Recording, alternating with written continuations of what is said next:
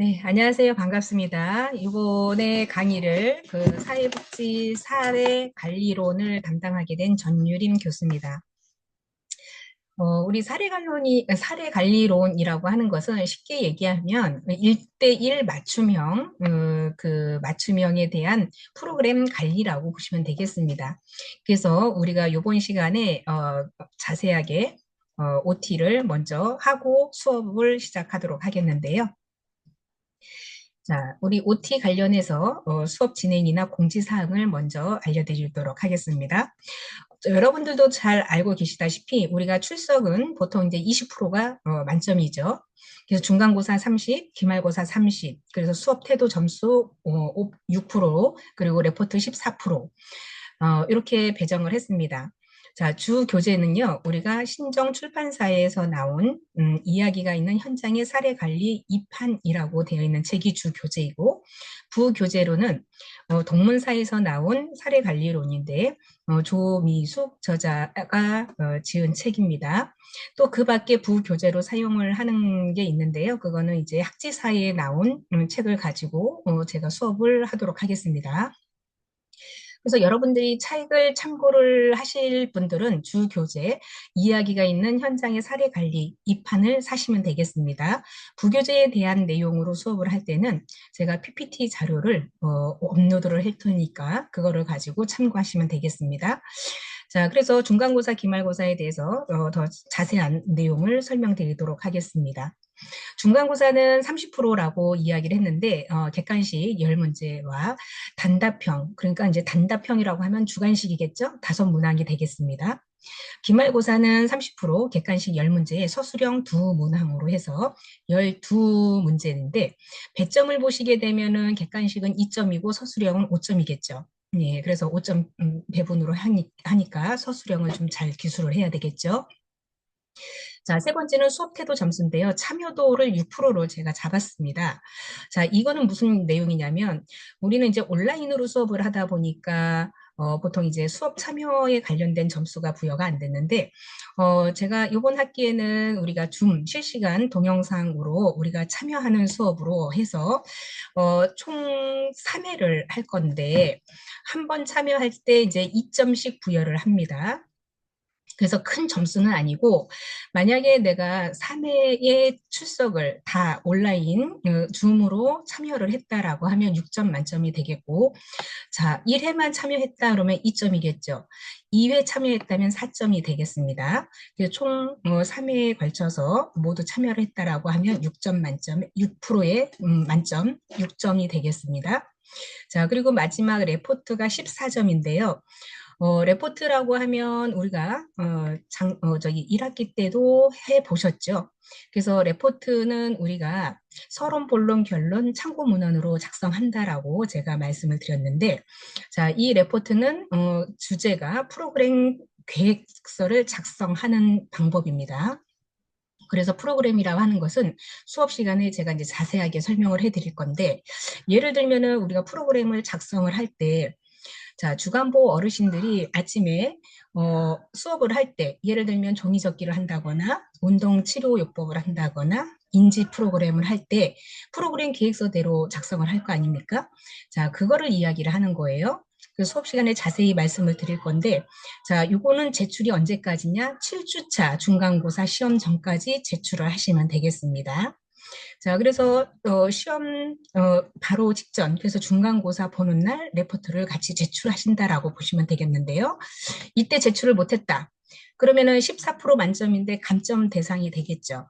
네, 그래서 중간고사 시험 때 모두 제출하시는 걸로 원칙을 잡도록 하겠습니다. 그래서 이 OT를 들으니까 굉장히 빡빡하다라고 생각을 들었을 건데 그렇게 뭐 빡빡하지 않습니다. 그래서 저랑 수업하시면서 재미있게 수업을 하고 또 우리가 흥미롭게 수업을 임하는 그런 자세가 좋다라고 보는 건데 아마 수업을 하면서도 아, 사례 관리가 이렇게 재미있었어? 라고 생각하실 만한 그런 이제 포인트를 잡도록 하겠습니다. 자, 왜냐하면 우리 사회복지사로 자격을 부여할 때 현장에 투입이 되는 사회복지사일 거 아니에요? 처음부터 잘하는 사회복지사가 어디 있겠습니까? 예비 사회복지사로서.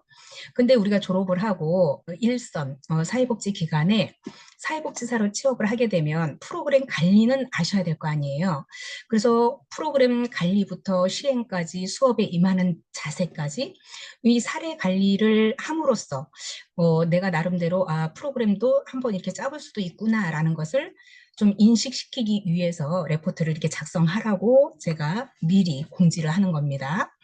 그래서 우리가 줌으로 실시간 동영상 강의를 할 때 프로그램 관리, 그래서 프로그램 계획서를 발표식으로 좀 해보고자 하는 거죠. 그래서 사회복지사로서 이런 게 트레이닝이 좀 돼야 현장에 투입이 되더라도 당황하지 않고 이거 수업 시간에 배웠던 거지 라고 하면서 우리 학생들이 충분히 현장에서도 원활하게 할 수 있겠다라는 생각이 들어서 제가 이렇게 한번 계획을 잡아봤습니다. 수업을 듣기에는 사실상 우리가 사례 관리는 실시간으로 많이 들으셔야 되는 것이고 또 프로포절 작성하는 법 이런 것도 좀 배워야 되는데 15주 동안에 이렇게 우리가 계획대로 하나씩 하나씩 한번 살펴보는 시간이 되었으면 좋겠다라는 생각이 듭니다. 자, 우리 교재에 보면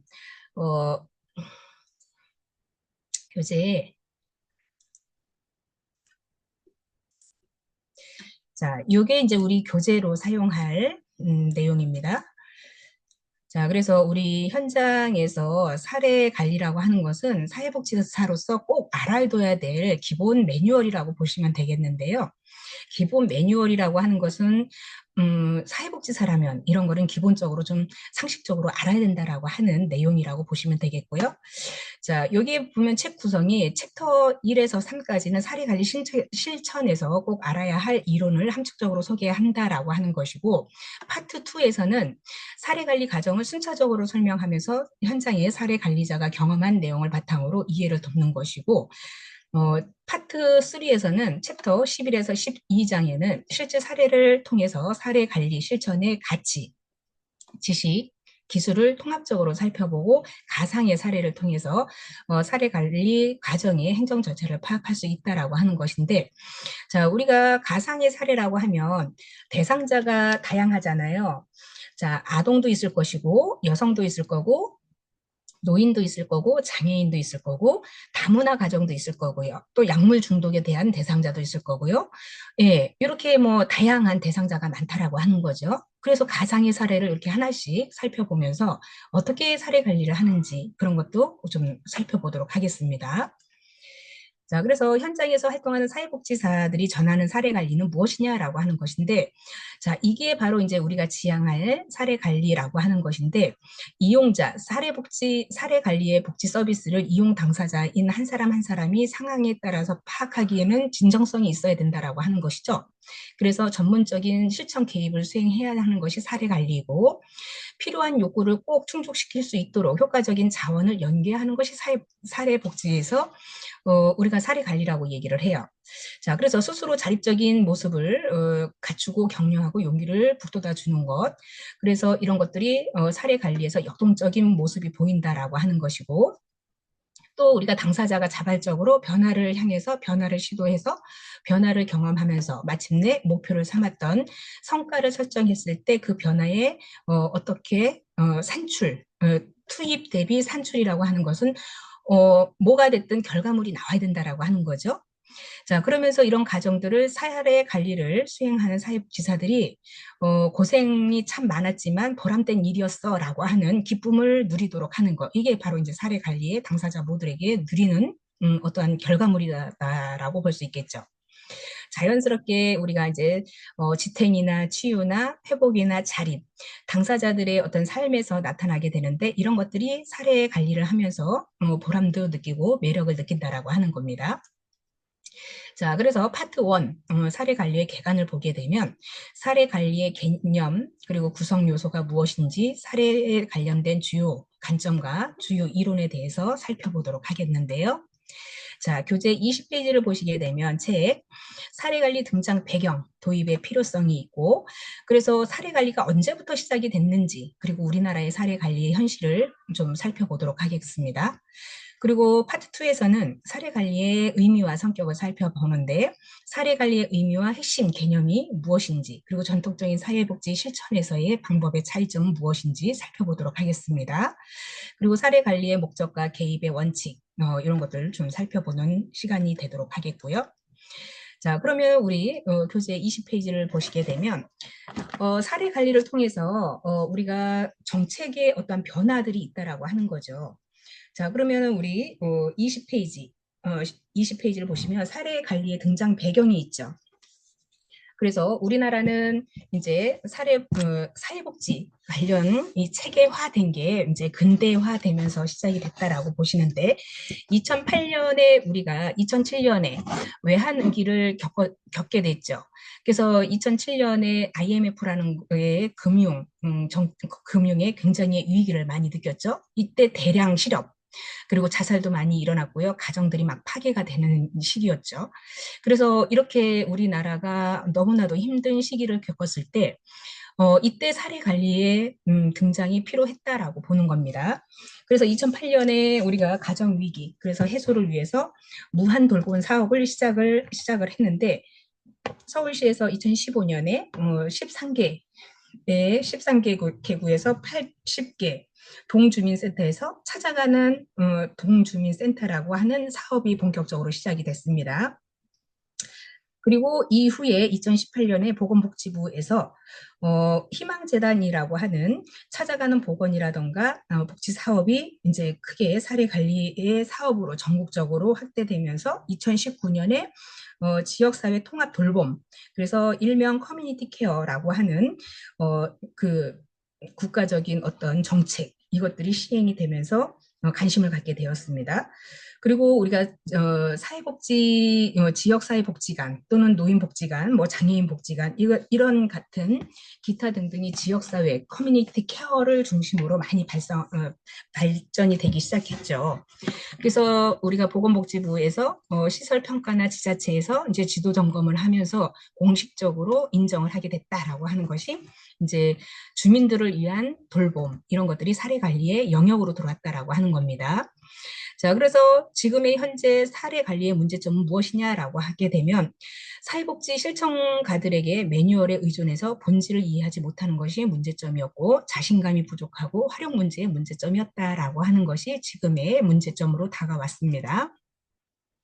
자, 그렇다고 하면 이제 사례 관리의 등장 배경. 이건 이제 등장 배경이 우리나라 등장 배경이 아니라 사례 관리라고 하는 용어가 등장하게 됐던 시기가 2차 세계대전 이후, 1950년대에서 시작이 됐다라고 하는 겁니다. 그래서 서구의 선진 자본주의 국가들에서 경제성장으로 복지국가, 요람에서 무덤까지 많이 들어보셨죠? 예, 그래서 사람이 태어나면서 죽음에 이르기까지 이 사회복지 관련해서 복지가 잘 돼야 된다라고 하는 이 문구가 이제 새겨지기 시작한 거죠. 그래서 사회복지로서의 면모를 갖추게 되었고 1973년 우리 오일 쇼크라고 했죠. 그래서 자고 일어나면은 기름이 하루 아침에 100원, 200원, 300원 계속 올라가는 거죠. 오일 쇼크가 바로 이런 것 때문에 경제 불황이 오기 시작했죠. 그래서 대량 실업 사태가 많이 발생이 되고 그래서 경제가 안 좋다 보니까 예, 이때 인플레이션이 막 생기기 시작했죠. 자, 이때는 이제 뭐 돈도 화폐도 다 필요 없는 거예요. 현물 가지고 있는 사람이 최고였죠. 예. 자, 오일 쇼크 이후에 경제가 불황이 되면서 신자유주의 사상이 이제 떠오르기 시작했습니다. 그래서 시장의 자유로운 흐름을 위해서 최소한의 규제만 국가에서는 하고 작은 정부를 통해서 강력한 국가를 만들고자 하는 기조가 형성됐다라고 하는 거죠. 작은 정부라고 하는 것은 자, 이거는 시장의 원리를 그냥 시장에 맡겨야 돼라고 하면서 정부의 개입을 최소한에 했다라고 하는 거죠. 작은 정부라고 하면 최소한의 정부라고 하면 질서나 어떤 범죄나 이런 것만 국가 정부에서 통제를 했고 시장의 자유 경제를 시장에 맡긴다라고 하는 것이 바로 작은 정부라고 이야기를 하는 거죠. 그래서 이때 이제 시장의 자유로운 흐름을 위해서는 최소한으로 규제만 국가에서 했고 그리고 사회복지에 있어서도 민영화와 민간 부분의 역할을 강조를 했다라고 하는 거죠. 그 과거에는 국가에서 빈곤을 위해서 노력했다라고 하면 시장의 원리에 맞춰서 이제는 사회복지도 민영화를 좀 해야 된다라고 하는 것이 그 기조가 됐던 거예요.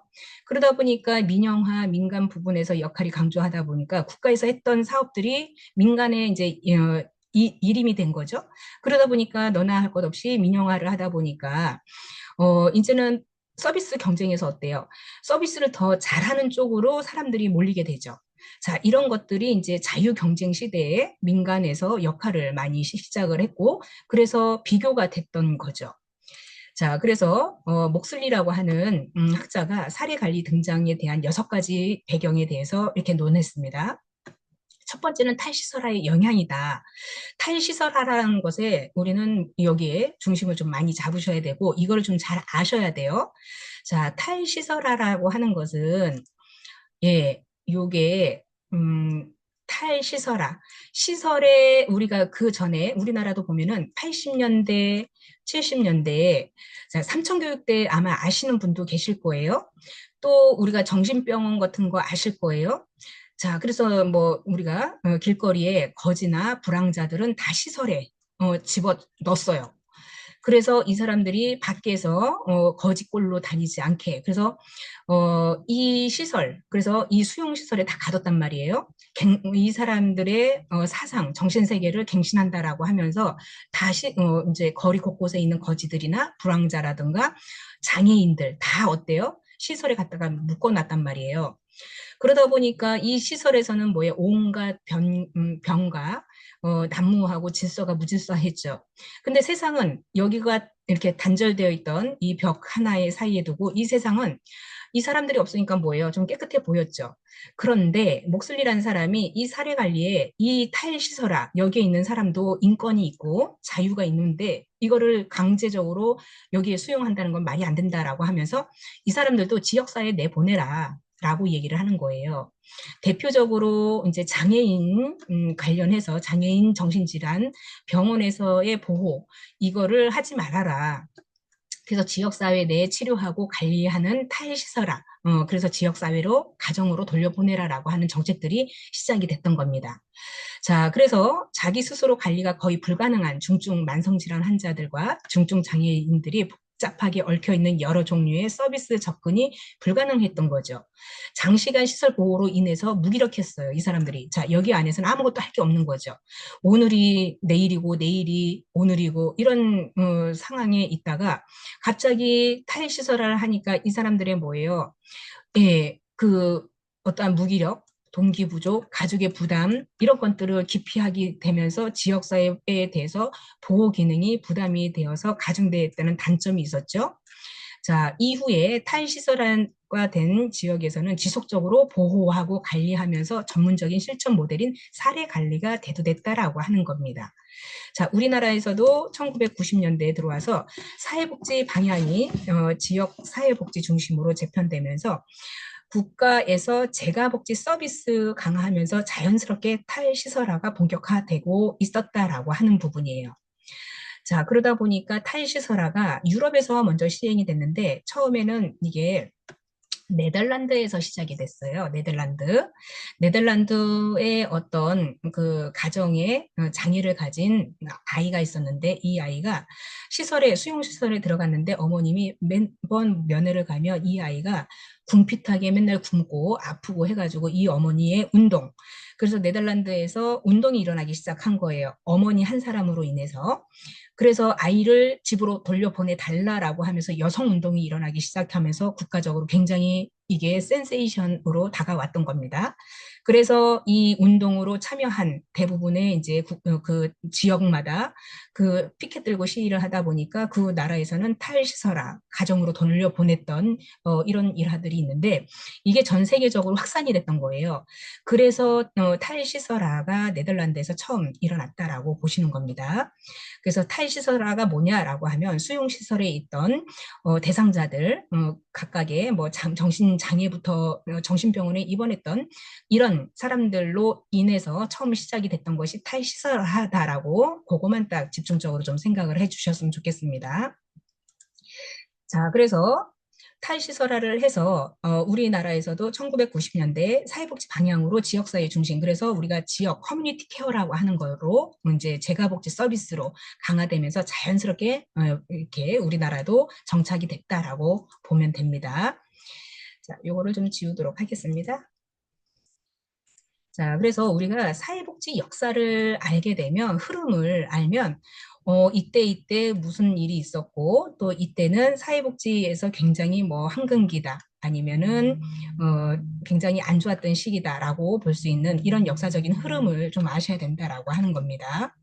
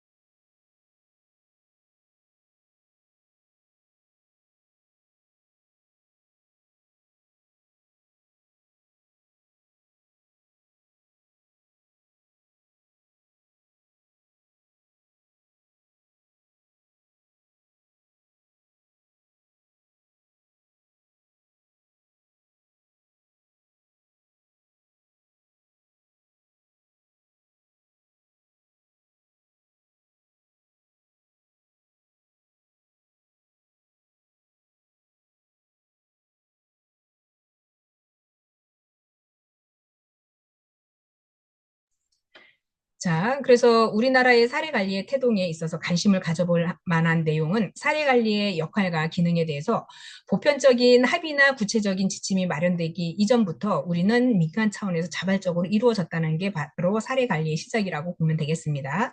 따라서 우리가 1956년에 설립된 이화여자대학교 사회복지학과에서 75년에 이미 취약계층에 대한 가정방문 통해서 자원을 연계하고 구성원들의 역량을 강화하는 재가복지 사업의 뿌리를 대는 사업들을 추진해서 시행이 되고 있었다라고 알고 계셔야 되겠죠.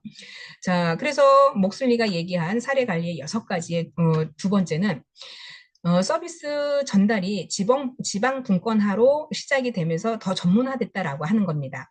자, 지방 분권이라고 하는 것은 중앙에서 통제하는 기능은 세세하게 일일이 다 미치지 못했죠. 일일이 개개인한테. 근데 우리가 지방 분권화로 하면서 사례 관리의 필요성은 더욱 가속화되면서 미국의 경우에는 1975년 사회보장법에 벌써 20조의 연방정부와 주정부, 지방자치단체의 책임을 분담하는 새로운 설정이 있기 시작했다라고 하는 거죠. 자, 우리나라도 사회복지에 관련돼서 미국의 거를 많이 접목을 시켜서 갖고 왔는데요. 미국과 유사합니다. 1995년에 실시된 우리 지방자치제도 지방분권화로 강화가 되면서 시군구 중심으로 지역 단위로 복지 체계가 강화되기 시작했습니다. 근데 우리나라는 아직도 이때는 지방 분권에 대해서 부익빈, 빈익빈 현상이 일어났다라고 하는 거죠. 그러다 보니까 지자체 간에 이제 그 예산 때문에 어느 이제 예를 들면 서울은 잘 사는 동네, 그러니까 잘 사는 지역에는 복지가 잘 되고 시골같이 복지가 잘 안 되는 데는 돈이 없으니까 복지가 잘 안 됐겠죠. 자, 이렇게 지역 간의 차이가 많이 나타나게 되다 보니까 열악한 지역의 사회복지 서비스와 다양한 지역의 수도권의 격차가 벌어지게 되는 결과를 초래했기 때문에 이런 상황에서 복합적인 욕구를 들어주기가 힘들었죠. 그래서 이용 당사자에게 공공과 민간 서비스, 이런 자원들을 통합적으로 지원하는 사례 관리의 중요성이 대두되기 시작하면서 서비스 전달에 대한 대응 방법이 급부상하게 됐다라고 하는 겁니다. 자, 그러다 보니까 잘 사는 지역은 뭐 센터에서 또는 소속의 기관에서 계속 퍼주는 거지만, 자, 지역적인 편차가 너무 크다 보니까 지역에서는 정말 필요한 도움을 받아야 되는데도 불구하고 도움을 줄 수가 없는 거죠. 자, 그러다 보니까 이런 그 사례 관리의 중요성이 부각이 되다 보니, 어, 이 시점에서 더욱 이제 복합적인 욕구를 가진 대상자가 증가가 됐다라고 하는 거죠. 자, 급속한 사회 환경의 변화에 따라서 지적장애, 정신질환장애, 신체장애나 노인 인구, 심각한 의료적인 문제나 심리적인 어려움, 사회 경제적인 문제 등의 도움을 필요하는 대상자들이 급등하게 됐다라고 하는 겁니다. 자, 지금의 우리 사회복지 서비스를 보게 되면 찾아가는 서비스라고 해서 사회복지에 있어서 꼭 발굴해야 되는 대상자들이 있죠. 기초생활수급자라던가 아니면 차상위 계층들이 그런 경우라고 보시면 되겠습니다. 왜냐하면 열악한 환경에서 본인이 어떤 정보를 가지고 나 좀 도와주십시오라고 하지 못하는 경우도 있을 거 아니에요? 그러면 이웃 주민이라던가 행정동사무소에 관련된 사회복지 전담 공무원들이 일일이 찾아가서 우리 지역에 이런 사람이 있어서 이 사람을 꼭 도와줘야겠다라고 하는 거, 이런 게 관심을 갖게 된다라고 하는 거죠.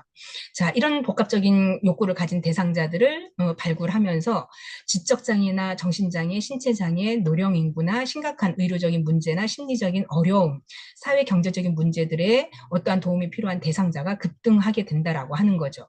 그 전에도 있었는데도 불구하고 이런 게 이제 사례로 밝혀지다 보니까 점점 대상자들은 많이 높아질 수밖에 없는 거죠. 자, 그러다 보니까 기존의 서비스의 분산성이 필요하더라라고 하는 것인데, 미국의 경우에는 1960년대에서 70년대 사이에는 사회복지 서비스가 급격히 증가됐던 시기가 있었고, 이러한 확장의 결과로서 서비스 이용에 있어서의 그 가능성은 증대됐지만, 오히려 서비스를 훨씬 더 복잡해졌고 서로 조정되지 않아서 서비스의 중복이 발생할 수 있다라고 하는 통계가 나왔다라고 하는 거죠. 예를 들면 한 가정에 여기 A라고 하는 가정에는 먹고 사는 게 문제라서 이 가정에는 주식이 쌀인데 이 쌀이 부족해가지고 쌀을 살 돈이 없어요. 그러니까 이제 먹고 사는 굶어 죽게 생겼으니까 쌀이나 부식이 필요한데, 자, 이 집에 쌀을 갖다 줘야 되는데 이 집에 약품을 갖다 줬다. 약품. 자, 그러면은 이 집은 뭐예요? 실질적으로 쌀이 부족해서 쌀을 갖다 주면은 먹고 사는데 배는 골지 않잖아요. 근데 약이 무슨 소용이 있겠어요. 또 B라고 있는 지역에는 약이 필요한데 쌀을 갖다 줬다라고 하니 어때요? 이 서비스가 중복이 된다라고 하는 것, 또 이 욕구에 맞지 않는 이런 게 생긴다라고 하는 거죠. 쌀이 지원을 했는데 이제 A라는 데에 쌀이 필요해서 가라고 하는 단체에서 쌀을 갖다 줬어요. 또 나라고 하는 데서도 또 쌀을 또 갖다 준 거야. 또 다라고 하는 데서 또 쌀을 갖다 줘요. 자, 그러니까 이게 한 기간, 두 기간, 세 기간에서 쌀만 계속 갖다 주는 거야. 쌀만 갖다 주면 어때요? 반찬을 갖다 주거나 부식을 갖다 주거나 해야 되는데 이렇게 나눠서 A라는 기간, B라는 기간, C라는 기간에서 이렇게 좀 분산을 해서 갖다 줘야 되는데 대입다 쌀만 갖다 주니까 쌀만 밥만 먹고 살아야 되는 상황이죠. 자, 그러니까 이 서비스 중복이 발생을 하고 이 집에는 가야 될 서비스가 적재적소에 가지 못하는 이런 그 기존의 서비스의 단점이 보이기 시작했다라고 하는 거죠. 자, 그러다 보니까 목슬리가 이야기하는 네 번째는 기존의 서비스를 분산할 필요가 있더라라고 하는 겁니다. 그래서 이런 거를 체계화하고 다 전문적인 어떠한 이제 프로그램 관리가 필요하다라고 하는 말을 역설을 하는 거죠. 자, 그러다 보니까 우리나라의 이런 서비스들이 다양한 서비스들이 연계돼서 구조적으로 여러 한계들이 우리나라에도 존재를 했다라고 하는 것이고, 자, 서비스 이용의 당사자들이 욕구를 파악을 해서 서비스를 연결하는 기준의 어떤 설정에 있어서도 실질적으로 집행하는 훈련된 인력이 부족했던 것이 많이 부족한 부분이 현실로 다가왔다라고 하는 겁니다.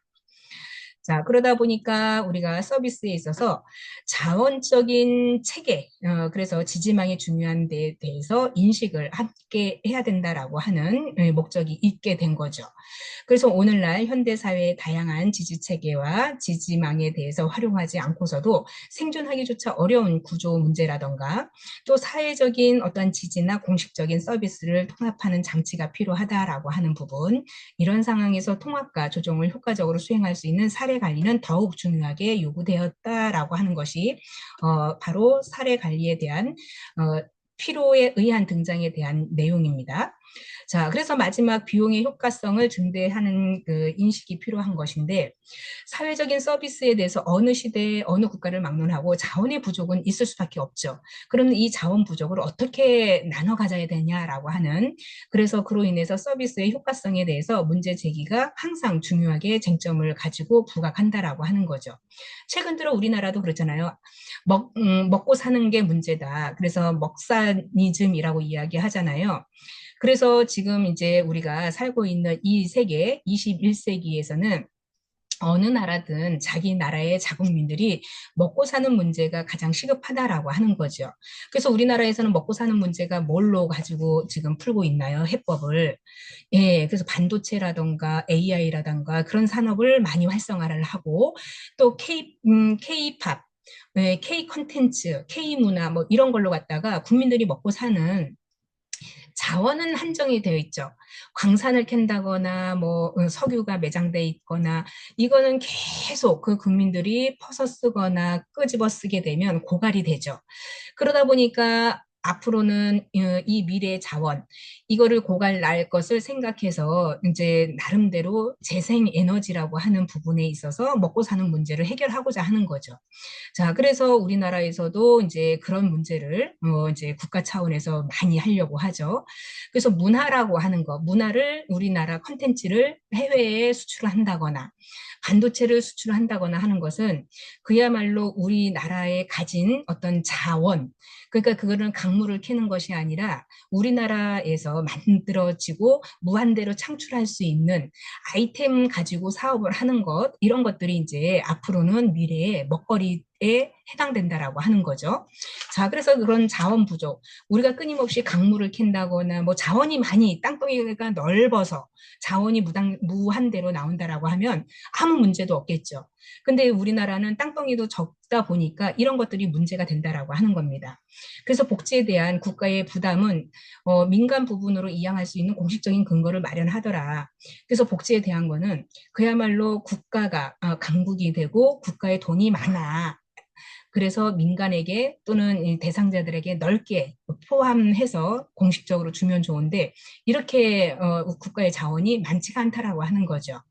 자, 그래서 사회복지 서비스의 효과와 책임성에 있어서 우리가 서비스의 중복을 잘 모니터링하면서 중복되지 않게 또는 누락되지 않게 이런 것들을 점검할 필요가 있고 서비스 계획을 관리하면서 서비스 전달의 효과성을 최대한으로 할 수 있는 부분이 무엇이다? 사례 관리가 그래서 필요하다라는 것을 역설하고 있습니다.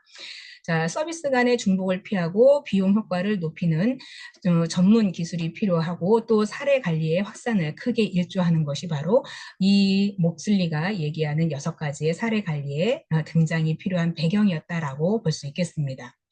자, 그럼 사례 관리 도입의 필요성과 우리나라 사례 관리의 현실을 살펴보도록 하면 장기적으로 보호가 필요한 다양하고 복잡한 욕구를 가진 사람들이 사례를 받는다고 했죠. 그래서 우리나라에는 국가에 의해서 복지 서비스를 확대를 하고 또 서구 선진국에 비해서 강력한 제도를 통해서 어떠한 이제 뭐 거치지 않았기 때문에 지역사회 차원의 실질적인 서비스는 여전히 미흡한 수준이라고 하는데 국가를 비교했을 때 서구 선진국이라고 했잖아요. 반드시 미국을 지칭하는 건 아닙니다. 여기에는 서구라고 얘기를 하면 북유럽 쪽 이야기를 많이 해요. 그 북유럽은 이제 우리가 사회복지 쪽에서도 항상 앞서 나가는데 스칸디나비아 쪽의 지역에 보면은 스웨덴이나 네덜란드나 벨기에라든가 이런 데가 이제 복지 선진국이라고 얘기를 합니다. 자, 그래서 여기에서는 국민들의 세금을 내 월급이 예를 들어 100만 원을 탄다라고 하면 거의 뭐 60%는 국가에서 세금을 매겨요. 그런데 국민들 누구 하나도 이거에 대해서 반발하지 않아요. 왜? 나중에 내가 현장에서 젊었을 때는 60%씩 세금을 내고 40%씩 세금을 내더라도 내가 노년에 국가로부터 부양을 받으니까 그래서 돈 걱정하지 않고 내가 노년에 편안하게 국가가 나를 부양을 해주니까 이거에 대한 반발력이 없다라는 거예요. 그러다 보니까 서구에서는 이렇게 선진국에 있어서는 굉장히 복지가 잘 돼 있는 측면에 우리나라는 세금은 이 나라에 비해서 굉장히 적게 내죠. 그리고 우리나라도 자본주의 국가이기 때문에 내 월급의 60%를 가져간다? 그러면 엄청난 반발이 있겠죠. 근데 그게 강력하게 투명하게 국가에서 노후를 보장해준다라고 끊임없이 얘기를 하고 보장을 해준 데에 관련한 믿음이 있어야 되는데 우리는 그걸 믿을 수가 없어요. 왜? 국고는 늘 바닥을 긴다라고 하니까. 그래서 우리는 나름대로 불신을 가지게 되는 거죠. 자, 그래서 우리나라의 이런 그 복지 국가에 대한 선진국에 비해서 아직도 이 실질적인 서비스는 미흡한 수준이다라고 보는 것이고요. 예산이 부족되는 거죠, 항상. 그래서 주민들의 복지 요구는 커지는 상황 속에서 효과적이고 효율적인 사회복지 서비스를 제공하기 위해서는 이용 당사자들의 욕구와 기초에서 개별화된 서비스들을 이루기 위해서는 사례 관리 도입이 필요성을 대두하고 있다라고 하는 건데 과거 10년 전하고 지금 사회복지 시스템을 보면은 그래도 많이 변화된 거를 느끼죠. 그래서 지금 최근 들어 우리가 이제 그 민생지원금 역시나 이것도 여기에 포함된다라고 보시면 돼요. 국가에서 복지 차원에서 국민들이 먹고 사는 게 힘드니까 요거라도 그래도 좀 가뭄의 단비처럼 생활고에 시달리는 분이나 아니면 소상공인들이 정말 너무나도 문 닫는 데가 많으니까 지역 화폐를 풀어서 좀 먹고 사는데 조금 단비처럼 좀 사용을 하게끔 이렇게 이제 국가에서 시스템을 전면적으로 하는 거죠. 그래서 이제 일시적으로는 이제 시장이 좀 살아나게 하고 또 서민들도 요 일시적으로 단비를 좀 맞게끔 하는 것. 이게 이제 정책, 그래서 사회복지 정책이라고 이야기를 하는데 뭐 우리는 많이 줘도 항상 부족하죠. 자, 그래서 요번에 이제 우리나라가 그렇게 했고요. 사례 관리에 관련해서 우리가 이제 도입에 대해서 관심과 필요성은 민간이나 공공 영역에서 점점 더 그 중요성을 강조하게 되죠. 그래서 사례 관리의 개념에 둘러싸는 혼돈이라던가 사례 관리의 인식 개선과 역량의 강화 또는 사례 관리 기관의 어떤 조직에 관련된 재정 이런 여건들의 정비가 잘 돼야 되고요. 사례 관리를 둘러싼 행정 절차나 제도의 보완 등에 있어서 다양한 문제 또는 제기되고 있는 상황이라고 볼 수 있겠습니다.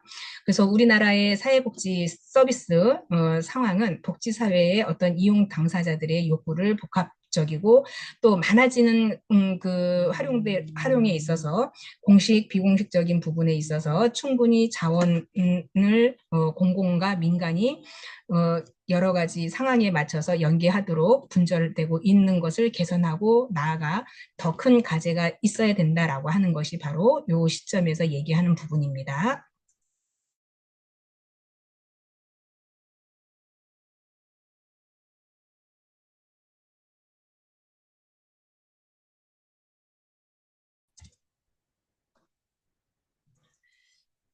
그래서 사례 관리가 우리나라에 현실적으로 이렇게 제도 보완에 대해서 다양한 문제들이 제기되고 있는 상황이라는 것을 좀 알고 계시면 될 것 같고요. 또 우리나라 사회복지 관련해서 이렇게 공식적, 비공식적인 부분이 민간에서도 같이 이루어진다라고 하는 거, 이제는 뭐 우리나라에서도 이렇게 공식적인 부분, 비공식적인 부분, 그래서 많이 이루어지고 있다라는 차이가 있습니다. 시설이라고 하시면은 우리가 이제 보통 민간 시설이 있고 공공 시설이 있는데 이런 이제 민간 그래서 이제 민간하고 공공기관의 협력 그래서 협업이 잘 이루어진다면 자원에 대한 부족 현상에 대해서 문제가 이제 좀 해결되지 않을까라는 생각도 하는 거죠. 그래서 상호 간에 어떤 적극적으로 공유하거나 소통해 나가는 체계가 마련되지 않기 때문에 민간이나 공공 영역에서의 상호 간의 시너지가 기대하기보다는 누수와 중복에 대한 문제를 해결하지 못하고 있는 사실이 있었다라고 볼 수 있겠습니다. 자, 그래서 우리가 자원은 확보량도 중요하지만 적시에 활용할 수 있도록 하는 것이 중요한 것인데 어디에 얼만큼 무엇을 지출을 하는 건지 투입이 되는 건지 이런 확인이 정확히 돼야 된다라고 하는 것. 그래서 이런 적시성이 늘 아쉬운 상황이다라고 볼 수 있겠습니다. 자, 이러한 문제를 공공 영역의 사례 관리자와 또 민간 영역의 사례 관리자가 모두 인식하고 있기 때문에 지자체마다도 다소 편차가 있지만 최근 들어서 이와 같이 어떠한 개선 방안들이 적극적으로 논의되고 있다라는 점, 지금은 이제 변화된 여러 가지 그 사례 관리에 대해서 예, 많이 평가가 내려지고 있기 때문에 그렇다라고 볼 수 있겠습니다. 자, 그러면 우리가 이제 이렇게 해서 민간이나 공공 영역에 대해서 조금 이따가 다시 한번 살펴보기로 하고요. 우리가 이제 사례 관리도 사례 관리에 관련된 이제 어떤 정의나 이런 걸 좀 한번 살펴보도록 하겠습니다. 자, 그래서 우리가 사례 관리의 정의를 좀 보게 되면 그 관리와 목적이 있겠습니다. 요거는 이제 부교재를 관련해서 제가 가지고 온 거기 때문에 교재는 없을 겁니다. 근데 이제 주 교재하고 별 차이는 없어요. 그래서 한번 그냥 간단하게 살펴보시면 되겠습니다. PPT로. 사례 관리는 사회복지사의 중요한 도구 중 하나이다. 그래서 사례 관리는 1970년 후반에 사회복지 실천 방법의 하나로 인정받아왔고 활용되어 왔다. 그래서 보편적으로 사용되기 시작한 거는 1990년이다라고 알고 계시면 될 것 같고요.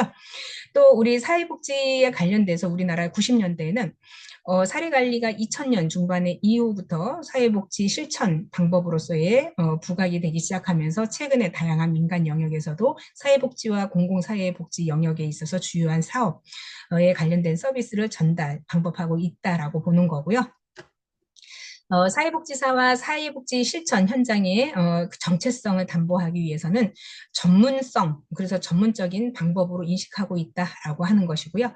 또 우리나라의 어떤 사례 복지에 관련해서도 수많은 전통적인 접근법이 시간 소모와 비경제적이라고 판단했을 때 이에 대한 대안, 그래서 부각된 사례 관리는 사회복지 실천과 새로운 형태로 새롭게 태어난 것이 아니라 기존에 있던 것을 조금씩 다듬어서 유사한 점이 많다는 부분이 있습니다.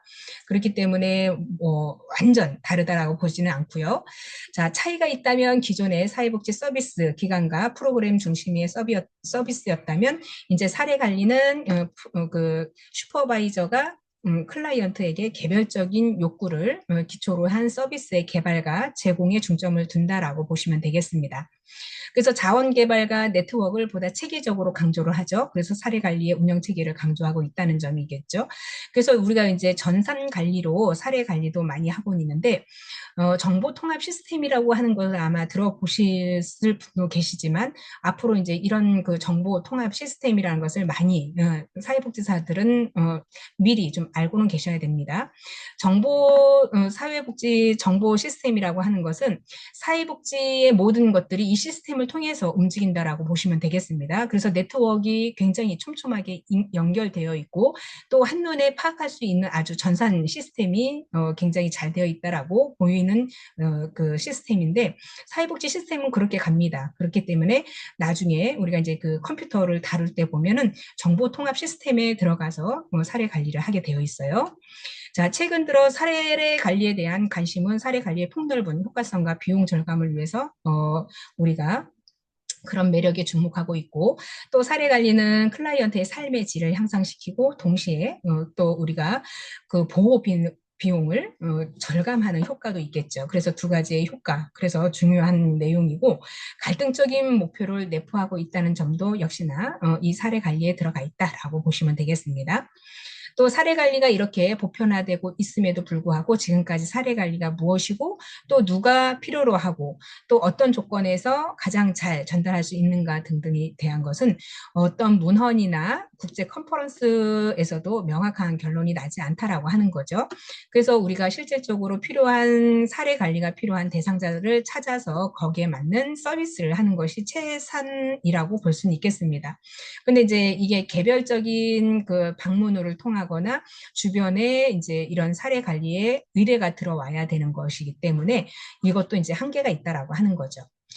서비스 관련해서 사례 관리의 개념과 원리를 보시게 되면 사례 관리는 적어도 우리가 이제 다양하게 사용하고 있는데 현실을 그리고 어떤 특정 사례들의 정체성, 서비스의 영역에 있어서 달라지는 경향이 있는데 사례 관리가 활용되는 서비스 분야에서 사례 관리의 정체성에 대해 적지 않은 차이가 존재하고 있다는 점은 우리가 간과할 수 없다라고 보는 거고요.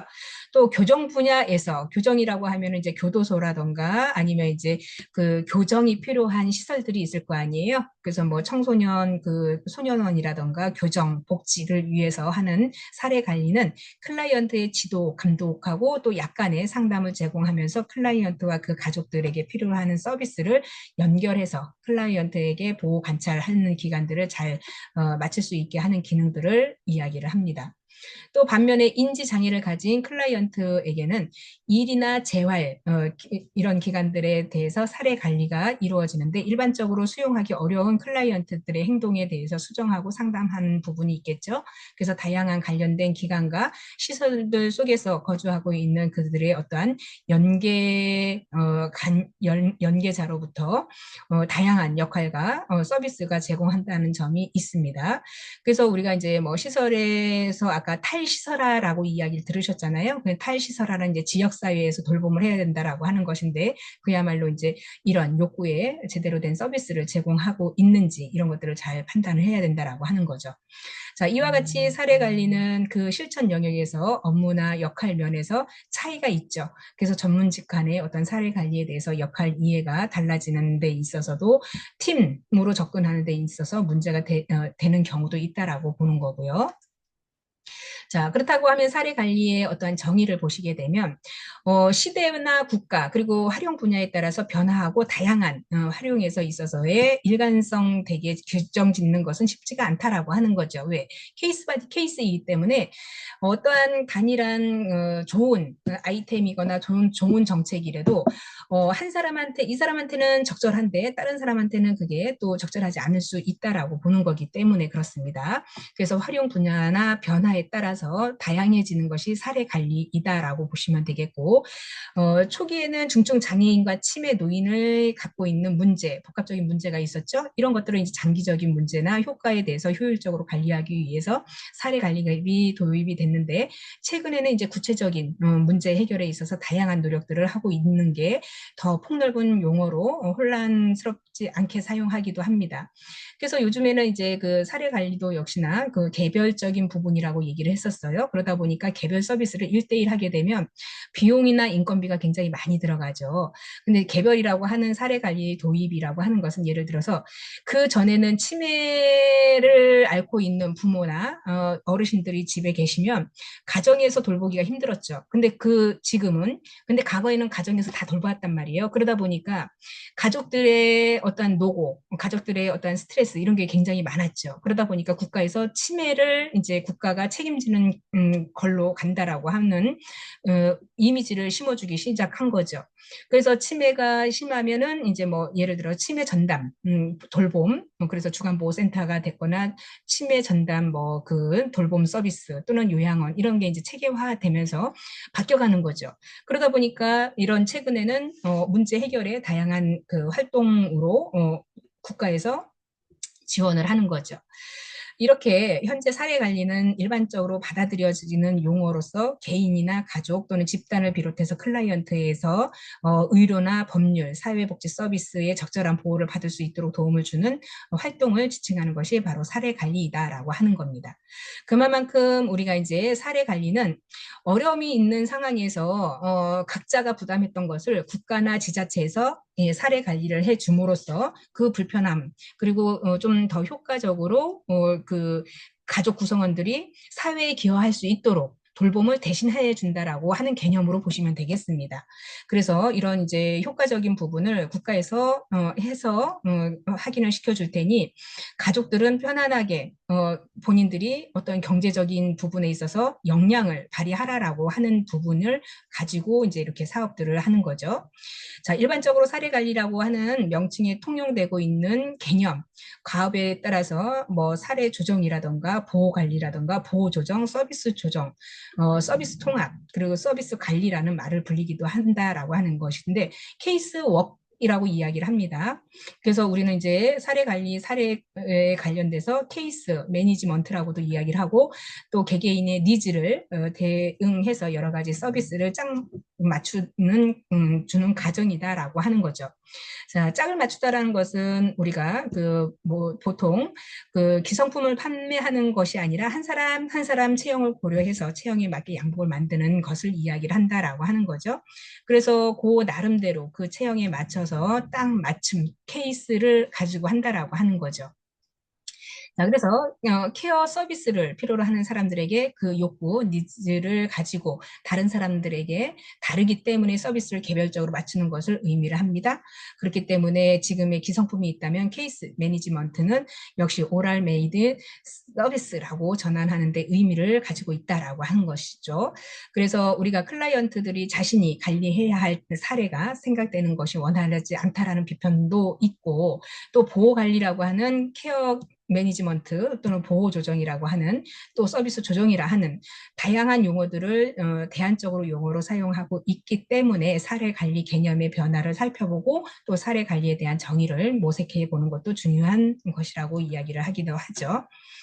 자, 그래서 사례 관리의 변천 과정은 아까도 이야기했듯이 1970에서 80년대 미국에서 정신보건에서 사례 관리 복합적인 욕구를 가진 복합적인 서비스를 필요로 하는 클라이언트에게 서비스를 전달하는 데 있어서 필수적인 요소로 정의를 했다라고 하는 건데 그 이전에 네덜란드에서 먼저 일어났다라고 했죠.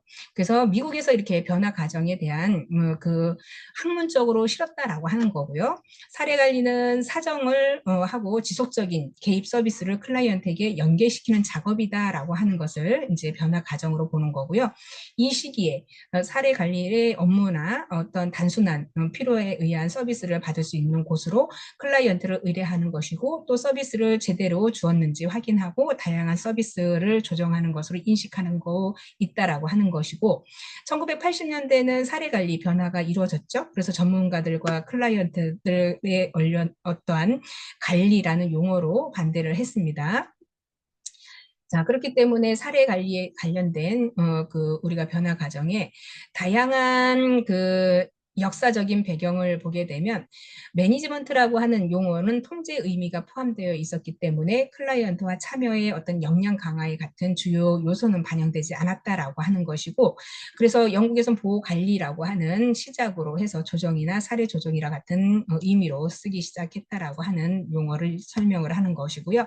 또 많은 사람들은 서비스 조정이라는 용어가 클라이언트에 대해서 어떤 서비스와 연계시켜서 모니터링하는 초기 사례 관리의 과정에 대해서 잘 대변해주고 있다라고 보고 있었는데, 뭐 여러 용어들로 이제 우리가 지금까지 변화되어 왔다라고 보시면 되겠습니다.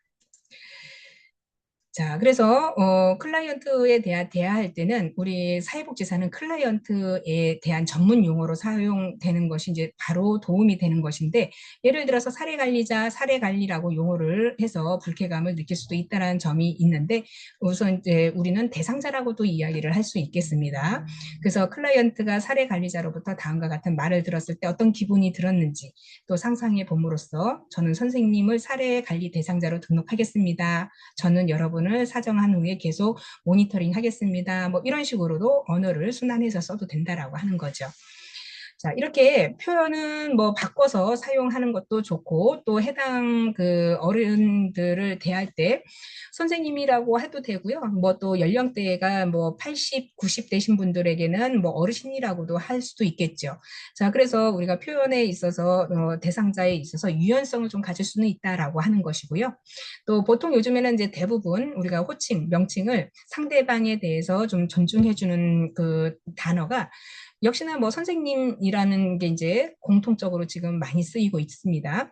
옛날에는 뭐 사장님, 사모님 이게 이제 통용되어 있다라고 하면 지금은 우리의 인식 문화가 굉장히 좀 많이 높아졌죠. 그래서 이제 선생님이라는 용어로 많이 쓰기는 하는데 선생님께 무엇이 도움이 될 수 있는지 간해서 저에게 말씀해 주시는 건 어떨까요? 뭐 해줄 수 있나요? 아니면 해주세요라고 이야기를 하거나 이렇게 해가지고 간혹 이제 사례 관리 이후에도 관리는 이렇게 해도 된다라고 하는 측면이 있겠습니다. 나중에 사회복지 전공을 하게 되면 이런 케이스를 많이 보게 될 겁니다. 특히나 생각하시는 분야가 있다라고 하면 사례 관리는 좀 더 관심 있게 공부를 좀 하시는 게 좋은 도움이 많이 될 거라는 생각이 들어요. 사례 관리는 우리가 상담이라고 보시면 되겠습니다. 그래서 상담을 어떻게 하느냐에 따라서 그 상대방을 내 편으로 끌어들이거나 상담이 원활하게 해서 성공적으로 되게 되면 굉장히 기분이 좋잖아요. 성공한 케이스라고 보는 거죠. 그래서 사례 관리에 대해서 밀접한 내가 자꾸 귀에 익히게 하고 입에 자꾸 붙도록 해야 되는 게 맞다라고 보는 거죠. 자, 사례관리 개념에 대한 변화 과정에서 1990년에서 2000년대에는 우리가 이때는 사례관리는 서비스를 연결하고 모니터하면서 전통적인 사례관리에 있어서 역할뿐 아니라 직접적인 서비스를 제공하는 이중적인 역할을 수행하기 시작했습니다. 그래서 집중적인 사례관리로 명명하게 되었고 우드스와 MC 클란이라고 하는 학자는 인터뷰에 응한 사례 관리자들 대부분이 사례 관리란 용어의 이상을 원한다라고 하는 것인데 클라이언트를 사례로 보는 것에 반대하고 클라이언트 관리를 당한다는 것에 반감을 갖고 있어서 전통적인 사례 관리 이상의 역할을 한다고 응답을 했습니다. 그래서 응답에 응한 많은 원조자들은 자신들의 사례 관리라고 언급하였지만 전통적인 사례 관리를 지칭하는 것으로 만족하지 않았다라고 하는 것이 이 시대의 변화 과정이라고 볼 수 있겠고 지금 최근 들어서는 이제 사례 관리 서비스 전달에 대해서 광범위하게 관점을 보고 있죠. 그래서 이런 관점이 폭넓게 초점을 두고 사례 관리뿐만 아니라 전통적인 사례 관리를 수용하기도 하고 또 관점에서 직접적인 서비스를 제공하는 역할을 하는 반면에 사례 관리를 포함되기도 한다라고 하는 거죠. 사례 관리는 다양해요. 직접적인 서비스를 제공하는 것도 있고 간접적인 서비스를 제공하는 것도 있습니다. 그래서 다양한 제공에 있어서도 역시나 우리가 포함시켜야 되는 부분이고요. 또 사례 관리를 함에 있어서 자원 연계도 필수적인 거죠. 그래서 사례 관리 용어는 비판을 이제 뭐 용어가 많이 받으면서도 대안적으로 제시되고 혼용되어 있지만 그럼에도 불구하고 학자들은 계속 사례 관리에 관련돼서 다른 용어보다는 사례 관리가 가장 적합하다라고 하면서 선호도를 나타나고 있다라고 하는 거죠. 그래서 최근 들어서 사례 관리는 클라이언트의 최적의 사회 기능을 발휘할 수 있고 또 사정과 컨설팅 그리고 교육이나 모델 어떤 옹호 뭐 이런 데 제공하는 데 필요한 기술들을 포함해서 창조적이고 협력적인 과정으로 그 개념을 확대하고 있다라고 하는 것이 역시 우리 조정의 역할과 직접 서비스를 제공하는 이중 역할이다라고 볼 수 있겠습니다.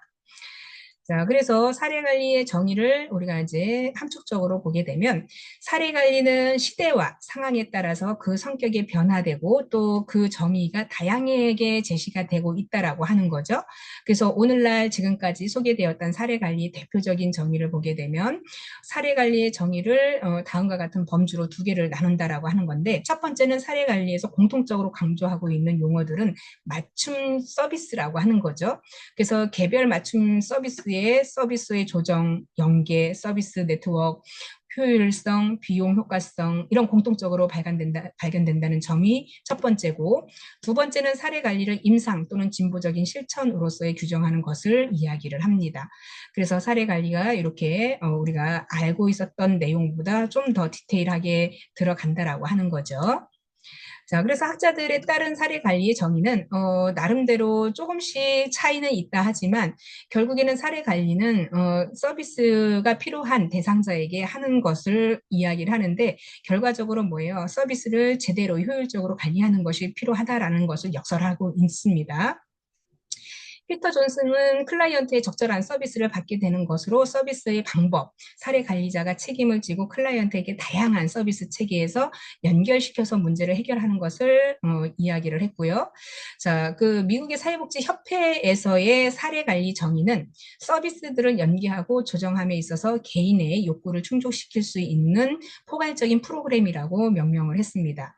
그 목슬레이 같은 경우에는 복합적인 니즈를 가진 그 사람들의 기능, 복지를 위해서 공식적, 비공식적인 자원 활동의 네트워크를 조직하고 조정하고 유지하면서 이런 활동을 통해서 클라이언트의 생활 기술들을 어떠한 그 증진시키고 사회적인 망가, 어떠한 그 대인 서비스 복지에 있어서 제공자들과의 능력을 발견해서 효율성과 효과성을 증진시키는 것을 목적으로 한다라고 보는 거고요. 마에다 같은 경우에 각종 서비스 자원을 이용할 수 없는 취약계층에게 그 욕구에 부합할 수 있는 서비스를 받게 하고 지역사회의 다양한 자원들을 가능한 범위 내에서 자원을 받게 하는 것을 목적으로 해서 원조 조치에 있어서의 네트워크를 상호 협력하는 활동이다라고 정의를 했습니다.